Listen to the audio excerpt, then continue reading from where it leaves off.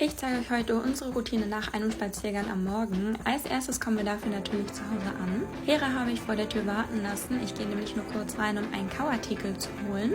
Heute habe ich mich für Rinderohren mit Fell- und Ohrmuschel entschieden, weil ich wollte, dass Hera etwas länger beschäftigt ist. Wir bestellen die Kauartikel in dem Shop von Haus de Kost. Haus de Kost hat nämlich nicht nur eine große Auswahl an Barf-Produkten, sondern auch an getrockneten Kauartikeln. Seit kurzer Zeit gibt es jetzt auch die Kauspaß-Mixtüten in verschiedenen Sorten, die sich für alle eignen, die sich vielleicht noch nicht ganz sicher sind, was ihr Hund genau mag. Und mit dem eingeblendeten Code könnt ihr 5% auf eure erste Bestellung bei Haus de Kost sparen.